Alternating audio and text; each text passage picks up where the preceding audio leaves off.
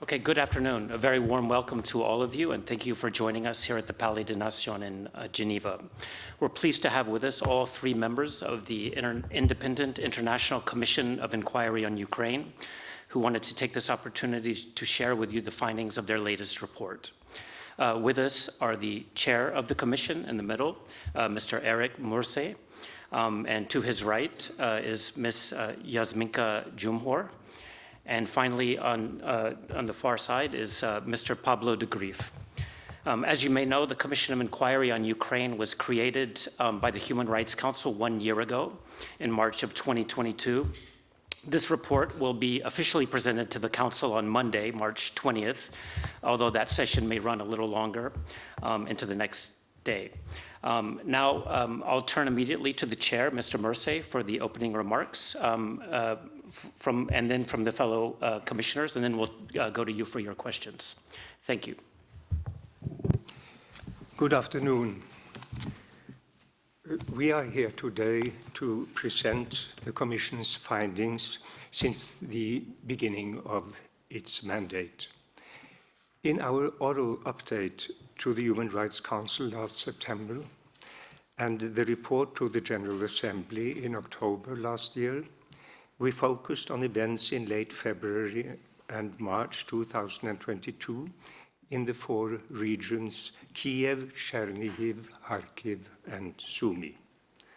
The current comprehensive report covers 9 regions in Ukraine and includes findings related to events that occurred between 24th of February 2022 and mid-January 2023.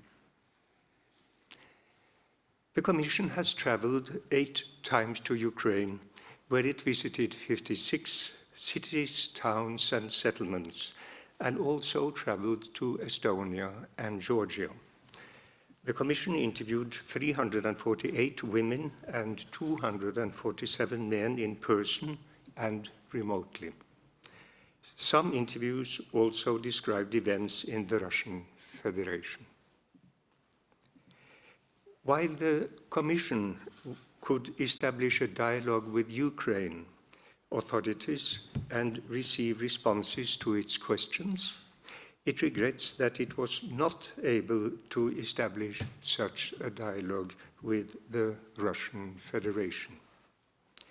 The Commission has assessed the information it has gathered and received impartially and has informed all its functions in total independence from any country or entity.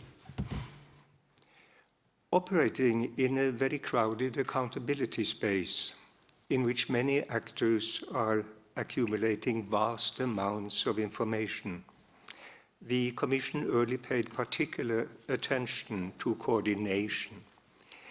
It also identified patterns of violations and recognized the importance of a broad understanding of accountability that includes both judicial and non-judicial measures.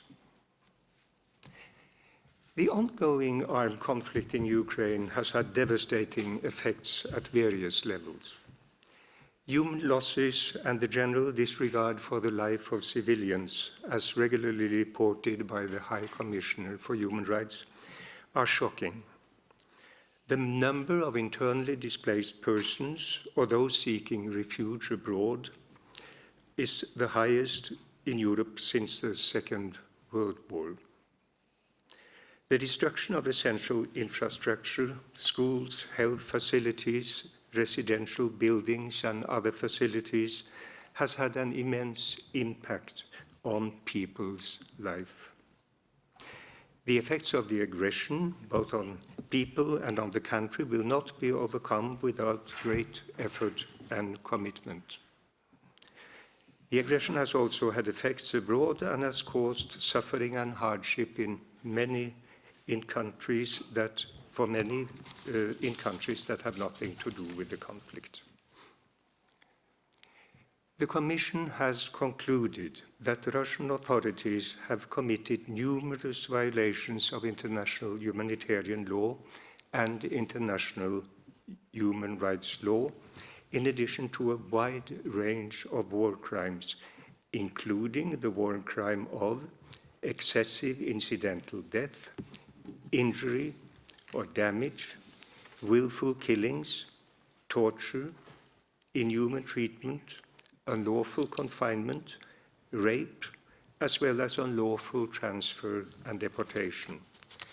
The Commission has also found that the waves of attacks from 10 October 2022 on Ukraine's energy-related infrastructure by the Russian armed forces and the use of torture by Russian authorities may amount to crimes against humanity. The Commission recommends further investigations. The Ukrainian armed forces were responsible or likely responsible for a limited number of violations investigated. We will come back to this later in the introduction. Regarding conduct of hostilities, the Commission has concluded that Russian armed forces have committed indiscriminate and disproportionate attacks, which are violations of international humanitarian law. Such attacks have impacted objects which are purely civilian in nature, such as residential buildings, hospitals, shops, and places with large concentrations of civilians. According to the Office of the High Commissioner for Human Rights, such attacks have caused 90.3% of the casualties of the conflict.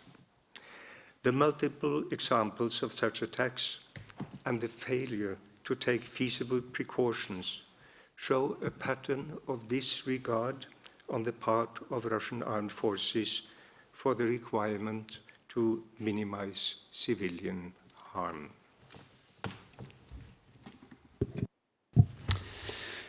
Turning to the waves of attacks on energy infrastructure in Ukraine, which Russian armed forces launched from 10 October 2022, the Commission has concluded that these attacks were disproportionate and that they constitute war crimes.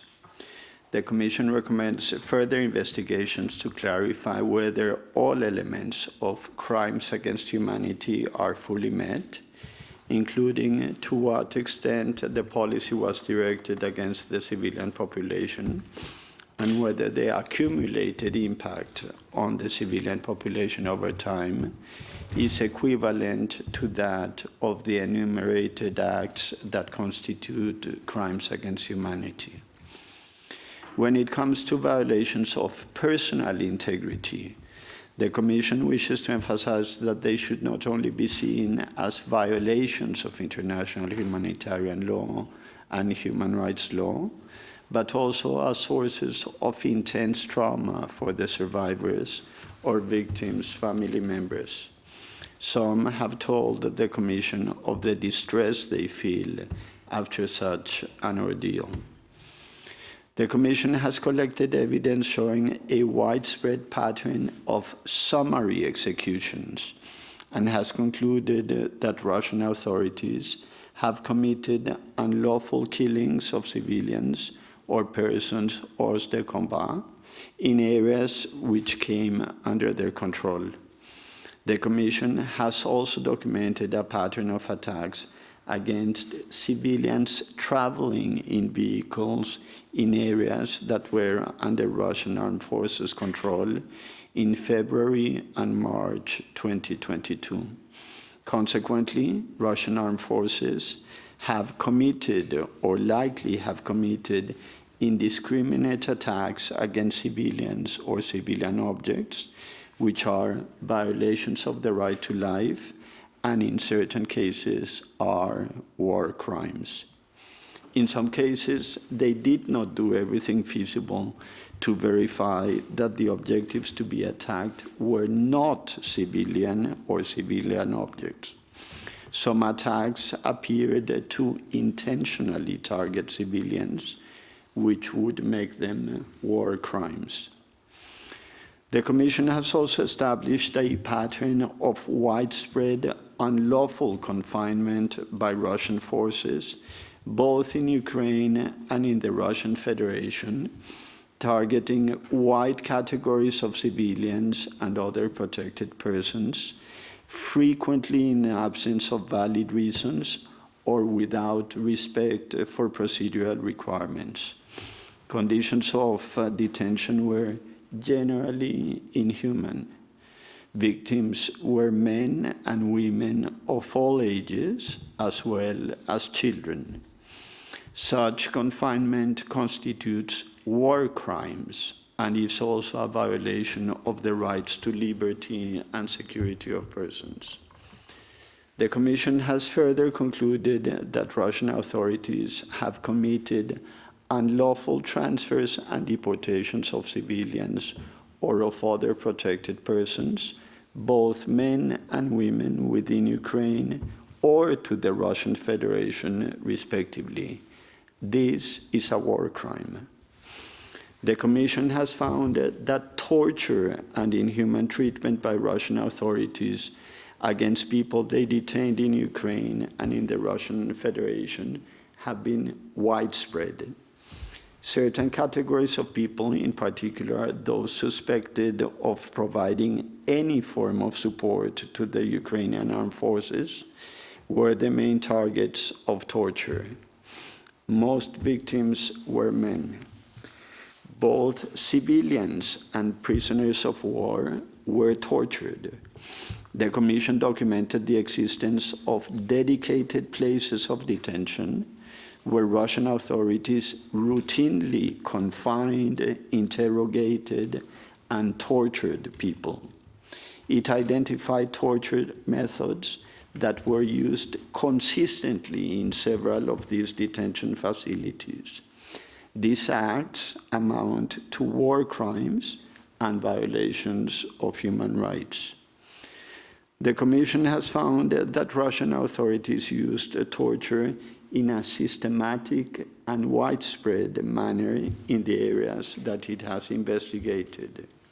There were elements of planning and availability of resources which indicate that the Russian authorities may have committed torture as crimes against humanity. The Commission recommends further investigations to ascertain whether those violations have been committed in furtherance of a specific policy. Regarding sexual and gender-based violence, the Commission has documented cases affecting women, men, and girls aged from 4 to 82 in Ukraine and while detained in the Russian Federation. Russian authorities have committed sexual violence during house searches and against victims they had confined. In addition, there were situations in which Russian authorities imposed forced nudity in detention at checkpoints and filtration facilities. The Commission has concluded that in area they controlled, some members of Russian force committed the war crimes of rape, which also amounts to torture, sexual violence, and the corresponding to human rights violations.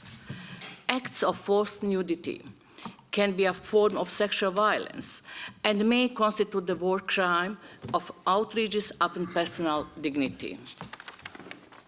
In occupied territories, the Commission has found that holding of so-called referendums organized between 23rd and 27 September 2022 in the Donetsk, Kherson, Lugansk, and Zaporozhye regions concerning their annexations to Russian Federation disregarded the Ukrainian constitution, which regulates referendums. The annexations of 4 regions is unlawful based upon principles of international law. In addition, Russian authorities have exercised a physical or moral coercion against civilians in occupied areas in violation of international humanitarian law. The Commission has investigated the situation of forced transfers and deportations of children within Ukraine and to the Russian Federation. The figures provided by parties vary greatly. It identified several situations in which such transfers and deportations took place. In incidents examined by the Commission, the onus to trace and find parents or family members fell primarily on the children. The Commission has concluded That situation it has examined violate international humanitarian law and amount of war crimes. Russian authorities violated their obligation under international humanitarian law to facilitate in every possible way to reunion of families dispersed because of the armed conflict. Such conduct may also amount to the war crime of unjustifiable delay in the reparation of civilians. In addition, the Commission documented that Russian officials have taken legal and policy measures regarding Ukrainian children deported to Russian Federation. These include citizenship and family placement measures, which may have a profound implication on child's identity. Such measures are in violation of the right of child to preserve his or her identity, including nationality, name, and family relations without unlawful interference as recognized by international human rights law. Turning now to Ukrainian violations. The Commission has, in limited number of cases, found that Ukrainian armed forces very likely responsible for violations of international humanitarian law and human rights law. These include indiscriminate attacks using cluster munitions, as well as 2 incidents of shooting, wounding, and torture of Russian prisoners of war, which are war crimes. Accountability for these cases is also necessity. In light of a wide range of abuses and violations, the Commission recommends that the Russian Federation immediately cease its aggression against Ukraine. All perpetrators of violations and crimes are to be held accountable through judicial proceedings in accordance with international human rights standards. Due to the high number of criminal accountability actors at national, regional, and international level, the Commission recommends that the coordination of accountability initiatives be strengthened and that the voice of victims and survivors are duly taken into account. In addition to criminal accountability, the Commission recommends that all necessary steps are taken in order to ensure that all victims' rights to truth is satisfied and that they eventually obtain redress and remedy, including compensation and rehabilitation.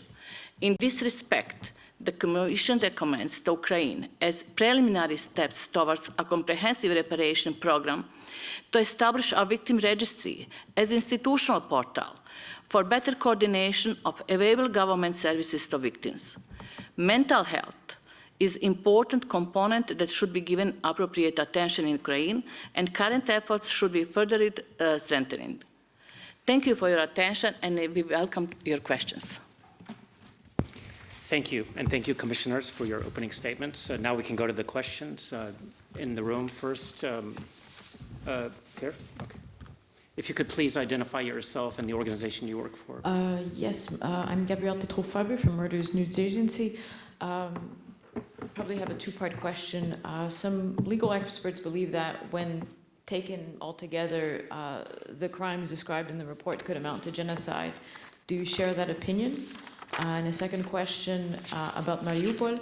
The Commission has assessed that, was assessing whether the bombardment and siege of the city may constitute a crime against humanity and recommends further investigation.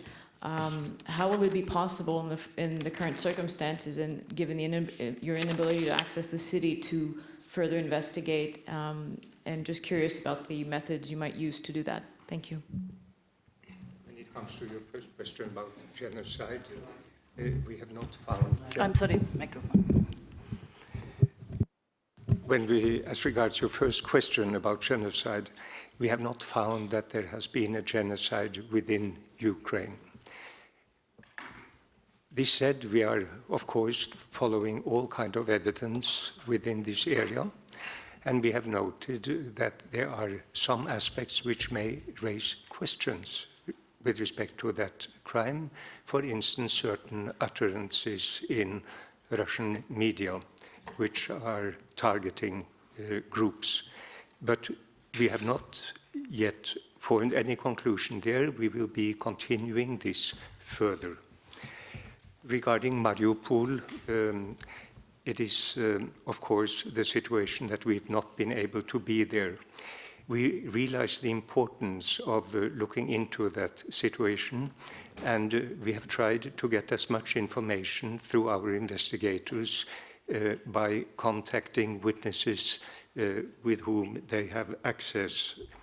They have provided a considerable picture of what happened in Mariupol. It is difficult for us, without having been there, to conclude with respect to any particular legal term beyond what we have already concluded in the report, but also this is something which we will follow closely in further investigation. We recommend this to be continued. Okay, thank you. I think we had a question over here first. Thank you. Nina Larson with AFP. So I was wondering on the issue of the children. I know you couldn't confirm or verify the numbers that were given, but do you have any estimate from the people you've talked to about how many we might be talking about?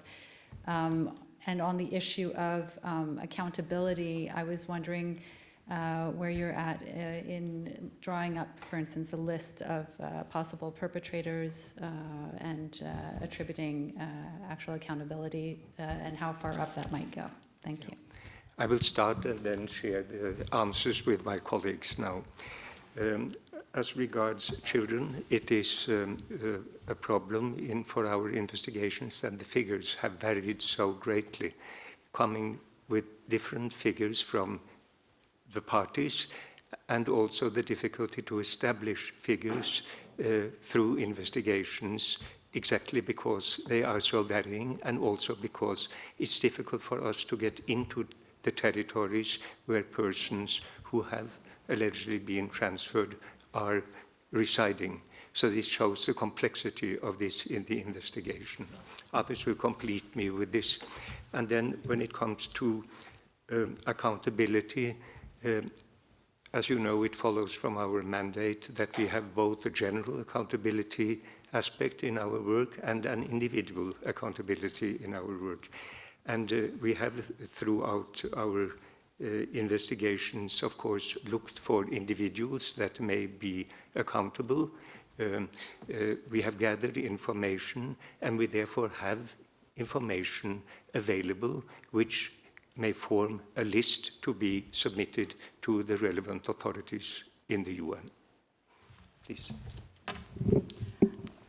Thank you for question. I will add answer related to children deported to Russian Federation. Exactly figures are not proper because we have different information from state parties, from Russian Federation and from Ukraine, but also official information from Ukrainian side is about 16,500 registered cases.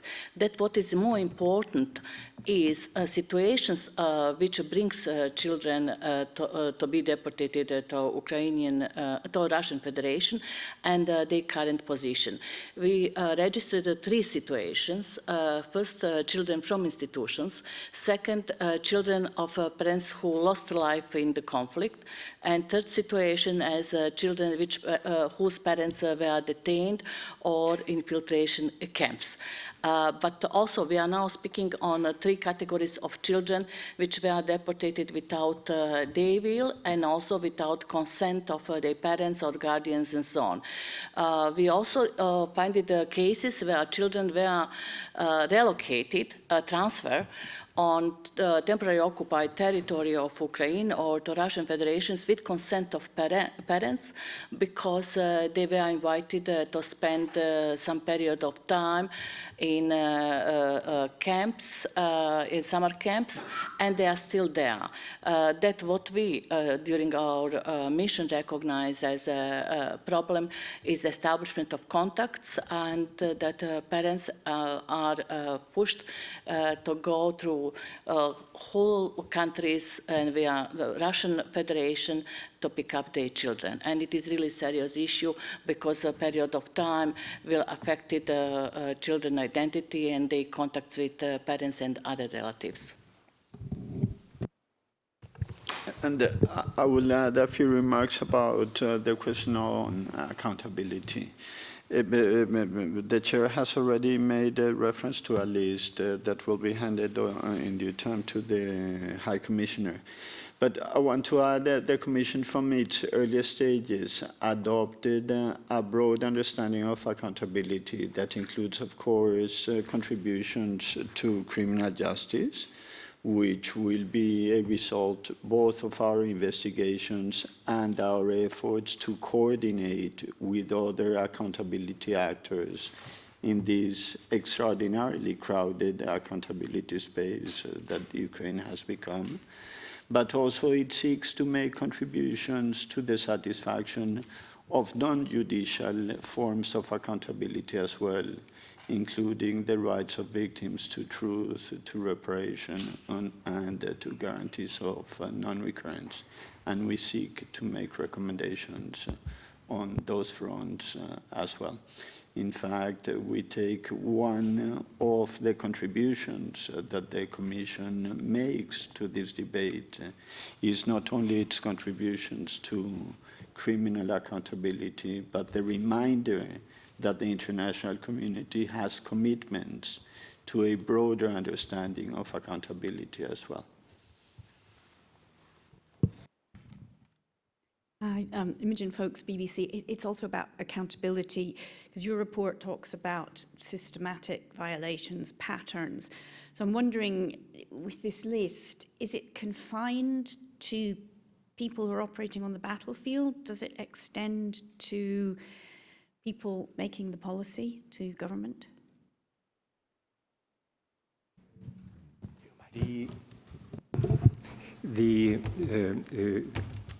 Of course, the point of departure is what we see on the ground. But what we have been doing consistently is to see whether we can go upwards in the echelons, trying to seek higher levels.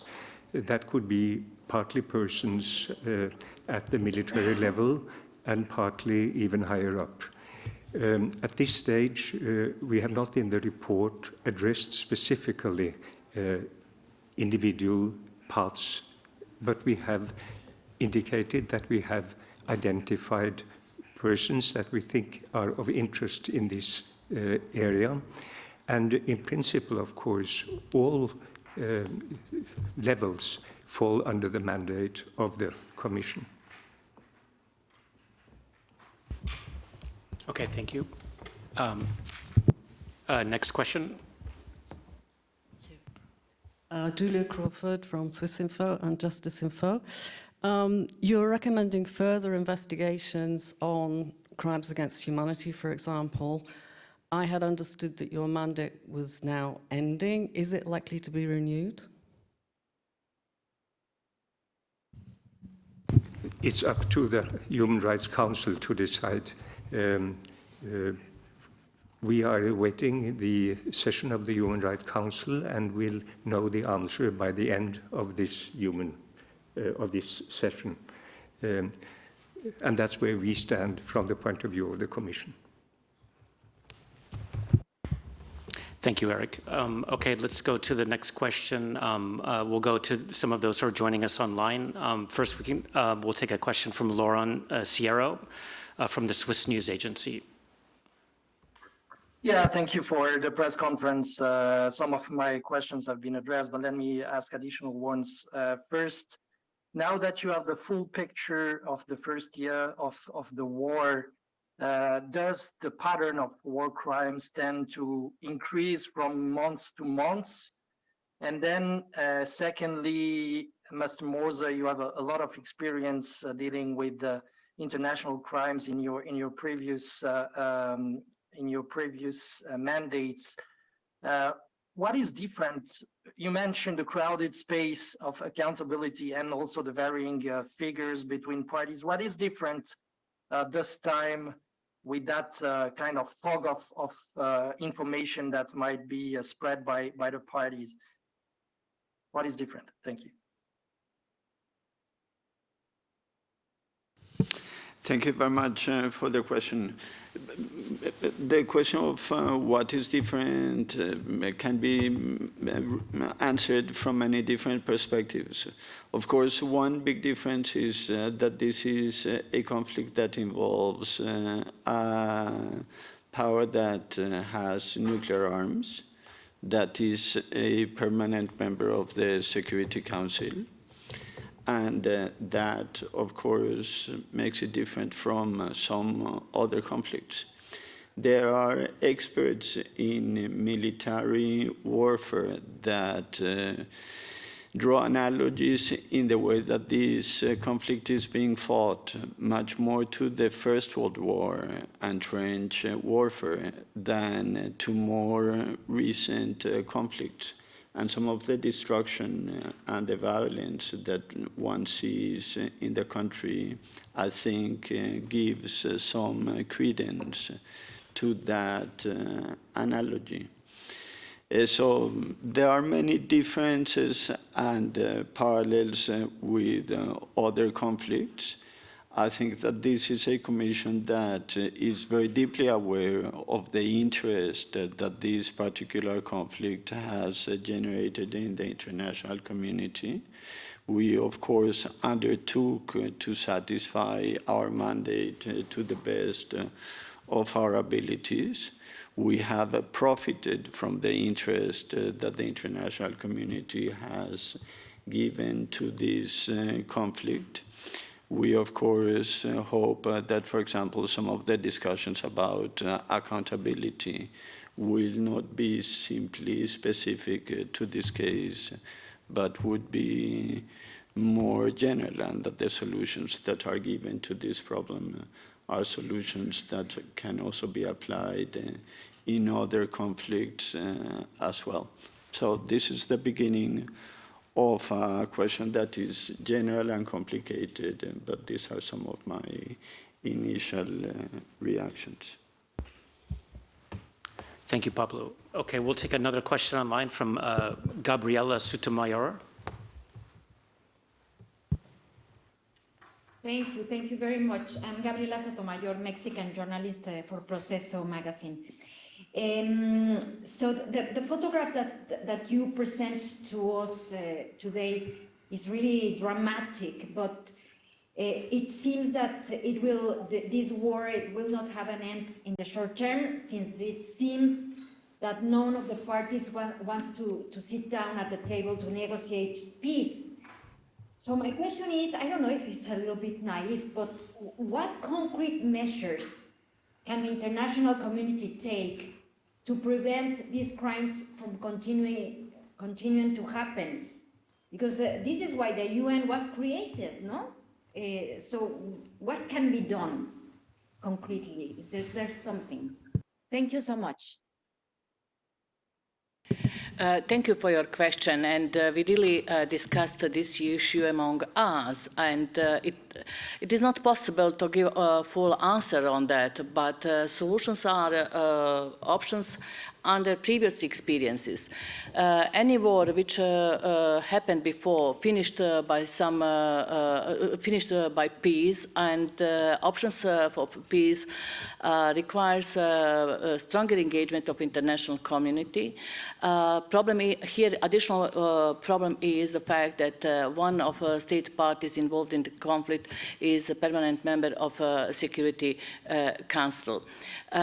Definitely accountability, criminal accountability to bring persons responsible for violations and abuses is one of measures to prevent not only this and continuation of this crime, but also to prevent such conflicts in further. And second, very important action that Russian Federation must immediately to stop aggression on Ukrainian Federation. That is first step to stop lost civilians, human resources, and also destruction of infrastructure, what is one of elements of specific elements of this conflict. Thank you.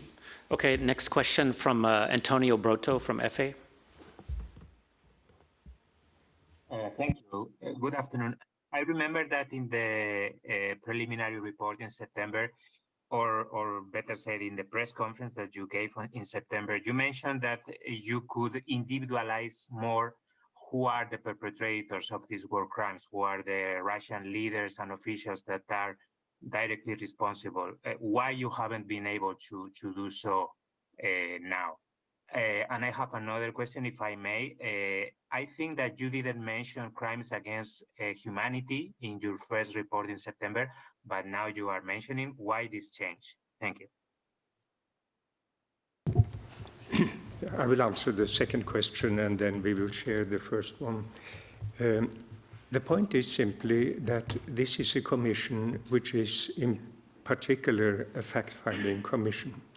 We have our 24 investigators, we have the 3 commissioners, and we are conscientiously, impartially, independently going through all the evidence that we are receiving and that we are soliciting, partly on the ground and partly elsewhere. Since September, we have much more information than we had in September.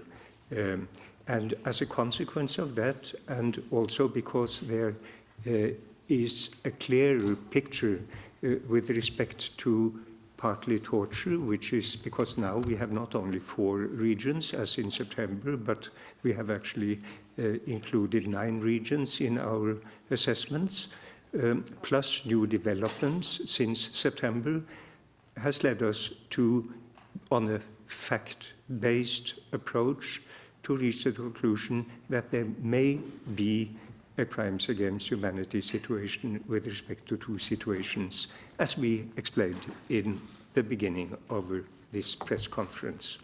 And then the first if question. I may add only on this first question, it is very important to look at the fact that since 10 October there has happened a very systematic attack on infrastructure, energy, heating, and combination system of energy and heating, what affected millions of civilians in Ukraine. It is not only simple that happened destruction of objects.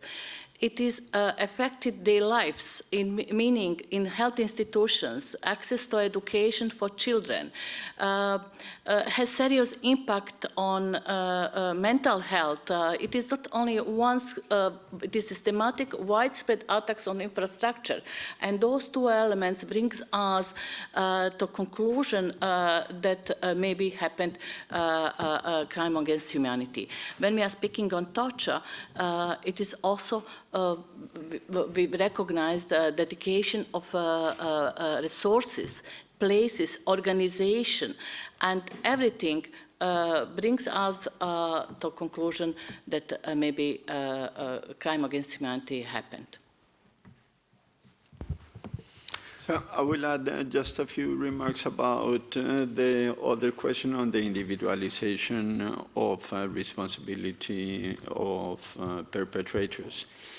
The commitment always was, of course, to try to make a contribution to accountability, and in this case, particularly to judicial accountability. I don't think that there's a difference at all in our position between the previous press conference and this one. In fact, we are asserting that we have made progress in the identification of individuals and, for example, of units that were present and to whom responsibility can be attributed to different acts. What we are saying, which is, again, not different from what we said in September, is that that list will be turned over to the High Commissioner. The list was never meant to be made public as part of the report. The list is being constructed. It is growing as our investigation progresses, and therefore far from a difference. We have been very assiduously following the path that we announced. we would follow in our press conference back then. Thank you. Okay, let's take another one online from Vegard Kruger. Go ahead. Yes, hello, Vegard Kruger, Norwegian journalist. Has Russia contributed in any way to clarifying whether war crimes have taken place? And if they have, how have they done it? And if they have not contributed or contributed a little, what do you think about their lack of contribution to clarify the matter? Thank you.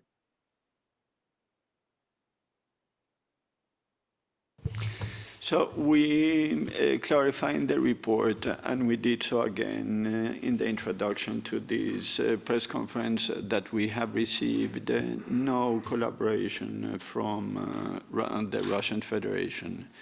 We have, of course, sought to establish a meaningful dialogue with them, as we have established with Ukrainian authorities. It is obvious that a full accounting of some of the violations that we are looking into, for example, the transfer of children, the transfer of people who have been detained in Ukraine but have been deported to the Russian Federation. All those things would be much easier to clarify if we had the full collaboration of Russian authorities, but we have not had that. That doesn't make our job easier. However, it doesn't make it impossible either. We have sought alternative sources of information. We have found some of them in people that, for example, have gone through the filtration or detention camps within the Russian Federation. We have been able to contact children that have spent time in the Russian Federation and that have returned to Ukraine. And of course, we also employ other means of investigation besides direct interviews with the victims. We examine documents, we examine satellite information. So again, it would be easier if we had collaboration, but we are not deterred from trying to complete our investigation to the best of our abilities. Thank you. Okay, next to Yuichi Mori.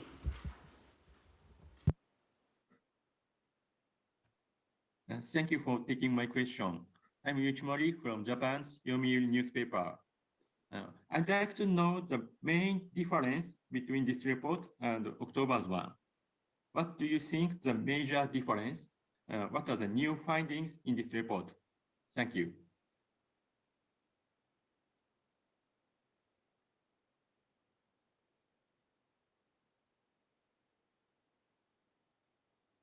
There are quite a few differences, and the main difference is, of course, there is a broader geographical scope.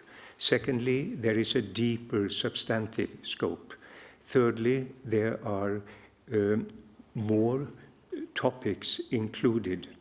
And I think this is the way I would analyze the report in a nutshell. That's the main difference. If I may add one more comment about this. Of course, with the passage of time and with the accumulation of cases, we are now in a much better position to analyze patterns than we were at the beginning of the investigation, when the sample for each category of violation was significantly smaller.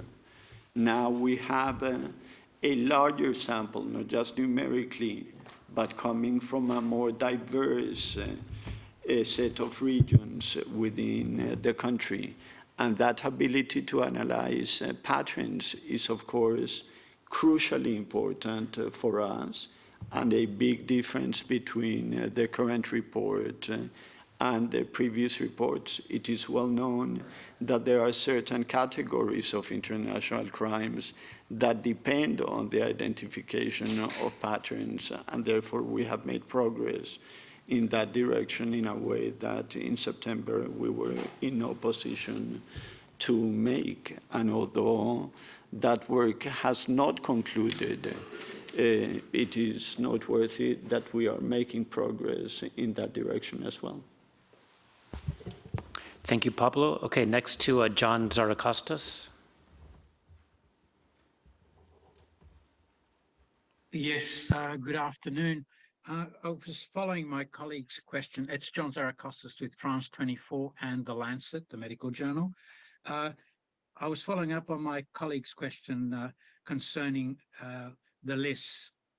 If you could elaborate why you did not identify any of the perpetrators, even though you mentioned in your report the Commission has developed a separate list of identified perpetrators and military units responsible for crimes and violations. Last week in the Human Rights Commission, the Commission of Inquiry on Human Rights in South Sudan identified perpetrators in their report to the Commission, which is a very interesting development. My question is why you have not done so, and also with regards to the attacks on core infrastructure on energy since last October. What other precedents do we have where people have been brought before a court for similar crimes? Where are the precedents in international law that we can look for? First about the list. What we've done is simply, as we see it, following the normal practice of commissions of inquiries. Of course, each commission of inquiry can choose its own procedure and choose its own approach. And all these approaches are, of course, commendable. For our purposes, this is a one-year report. This is our first mandate ending. We have submitted a report in conformity with the normal way such reports are written, and also in conformity with how this information is dealt with. We will follow the normal procedure of providing the names to the High Commissioner's office.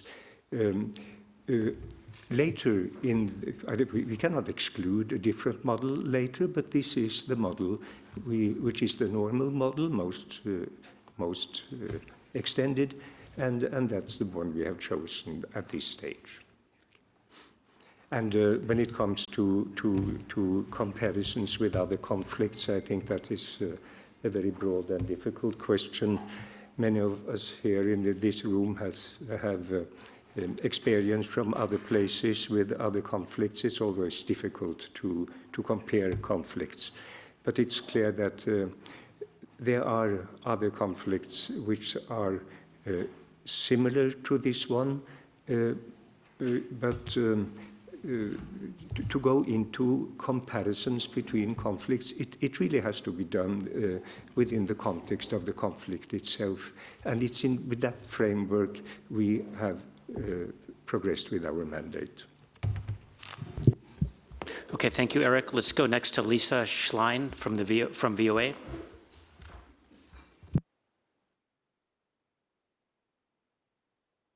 Thank you. Yes. Hello, and hello to all of you. I'd like to go back to the question of genocide, if I may, please. The Ukrainian ambassador here in Geneva, for one, has on several occasions mentioned that she thought that the transfer and the deportation of children to Russia was a case of erasing an ethnic group, possibly genocide, because many of these children are being adopted, they are gaining Russian citizenship and so forth.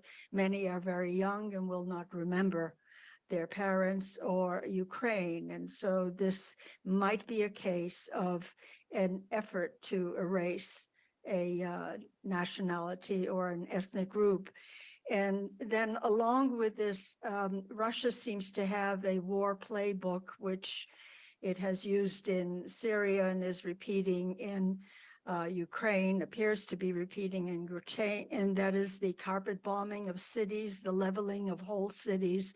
I don't know whether the intention is to destroy the population, but certainly a lot of important cultural items have been destroyed as a consequence of this. This is also involved in the definition of genocide. So I'm wondering whether this is still an issue that's, well, sort of up for grabs as far as you're concerned in terms of future analysis. Thank you. Thank you for coming back to that question. In my first answer, I said that we didn't find any evidence within the country, and then I mentioned